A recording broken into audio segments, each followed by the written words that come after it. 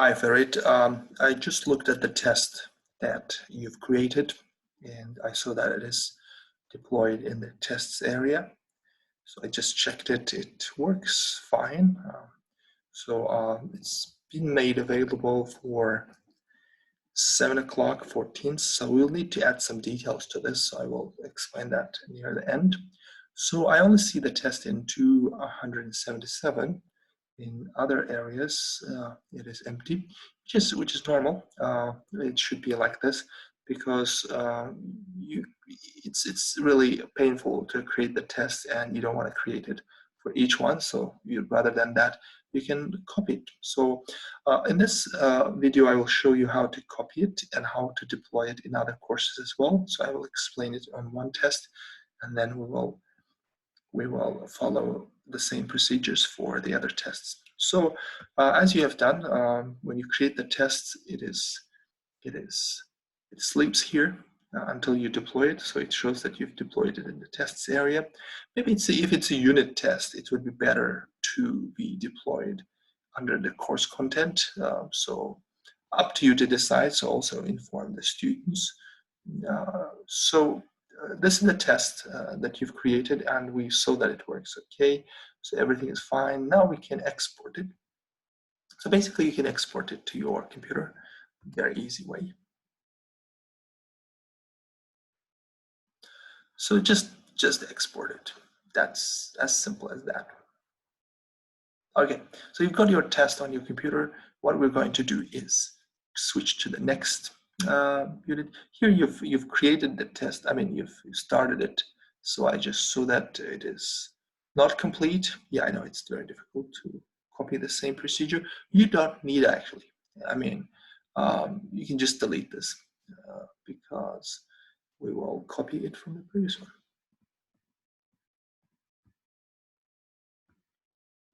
Wonderful. So I will not build a test now because I've already built one. So I will import one. So I will browse my computer. So that one says text test import. Sorry, test. So this is your center now architecture quiz. So I'll open it.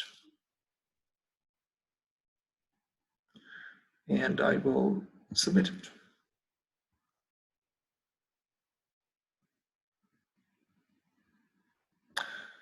Okay, so I hope the test is already here. Yes, it is here. It's not deployed. It's the same way as in the previous unit where we saw it. So the whole test with all the feedback and everything is here. So I will do the same. You can do the same for the other course that you have, which is, I think, 295. So what I'm going to do is deploy this. If you want to deploy it in the test area, I'll do the same. So that's consistent with the other course. So you choose the test here. Basically, what sleeps behind on the server needs to be brought to the forward for the students to be able to see. Otherwise, students are not able to see it. So I choose this. If I don't have this, I need to go back and create. But because we have already imported one, so I'll choose that. Okay, so let's keep the title, the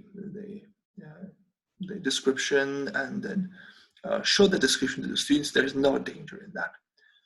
And show instructions to students. There is no danger in that. Okay.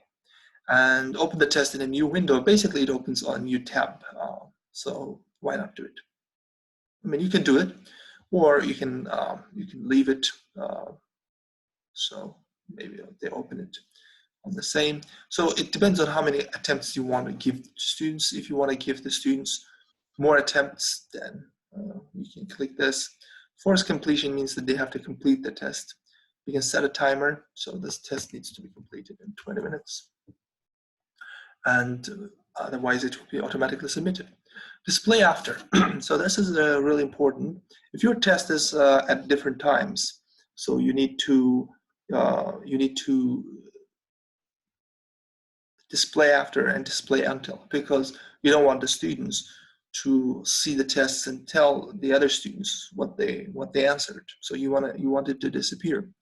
So you can set this for your class time. So you don't have a class at 7 o'clock, so I will assume, I don't know really, I haven't looked at your class time exactly for this section.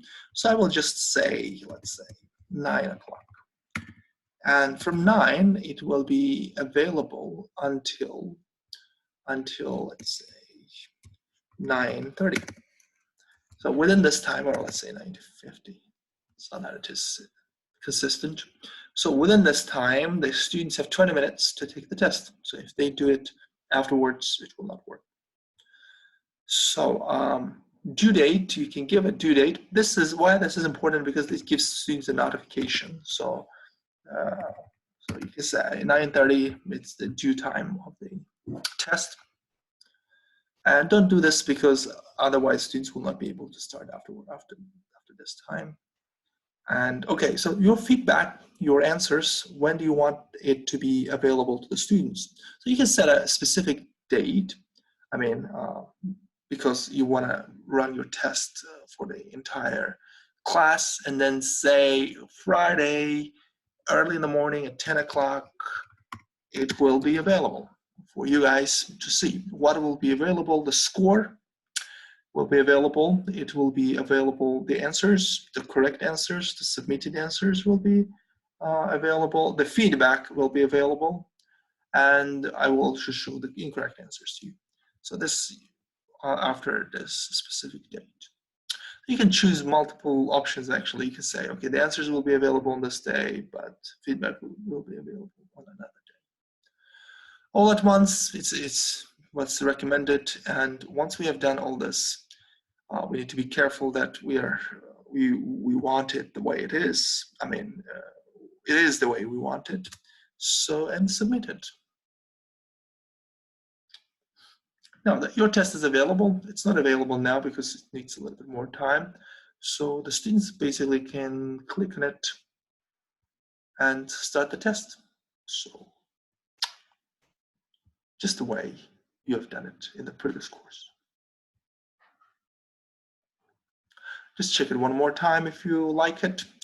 And then what I want to show you here is basically, I mean, for the students too, if they want, they can, they can take a screenshot of your question and share with each other.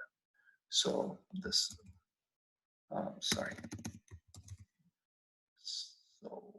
So basically what they can do is they can take a screenshot of your question and share with each other. So you don't want this because you want to run the test with multiple groups. So what we're going to do is we've got a service that is called Response Lockdown Browser. So let's leave this site. So what the Response Lockdown Browser does is it locks the question, and the students can only see it through your Response Lockdown Browser, actually. So you've got your quiz here. So you want to lock it down. So there's the settings. So lockdown is basically locks it down. The students are not able to go to external resources. They're not able to screenshot, print, or anything like that. If you also want to watch the students while they're taking the test, you can also attach Response Monitor, which is recommended actually. And I will put here settings.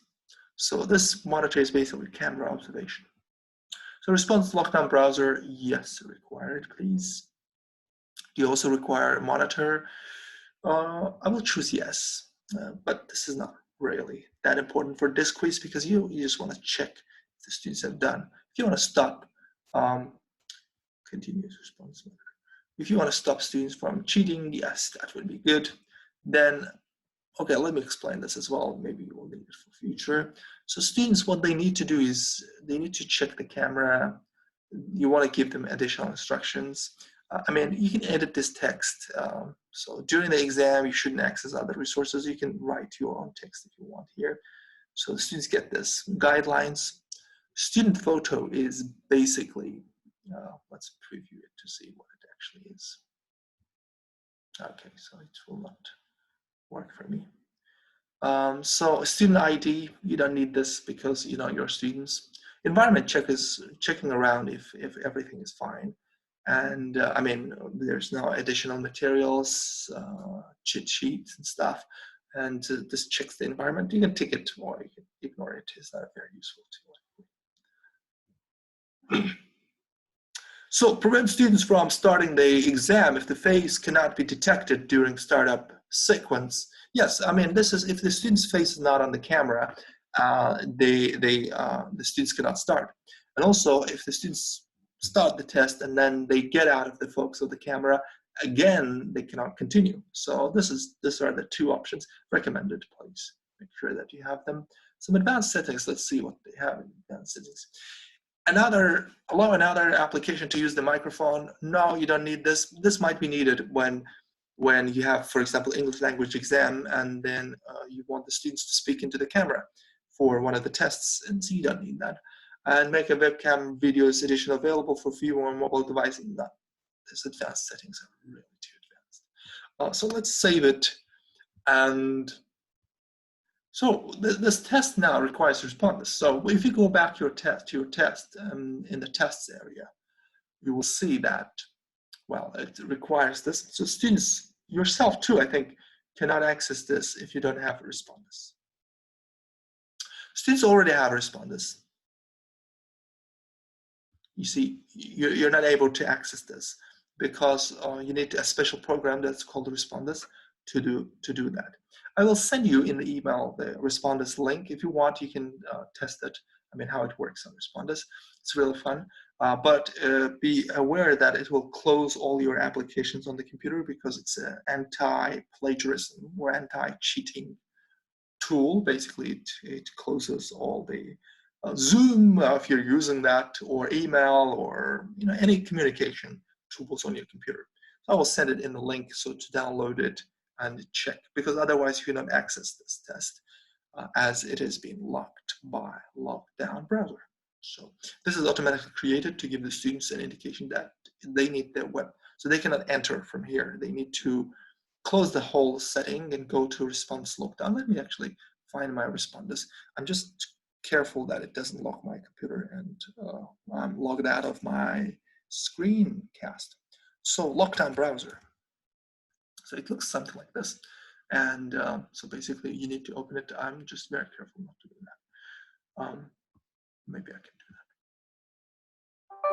that. Okay, so do you want to allow this application? No, please don't do this. I just want to, okay, so get out of this. Okay, I hope this was helpful, and just try it with the lockdown browser as well, and you will also need to do the same for 295.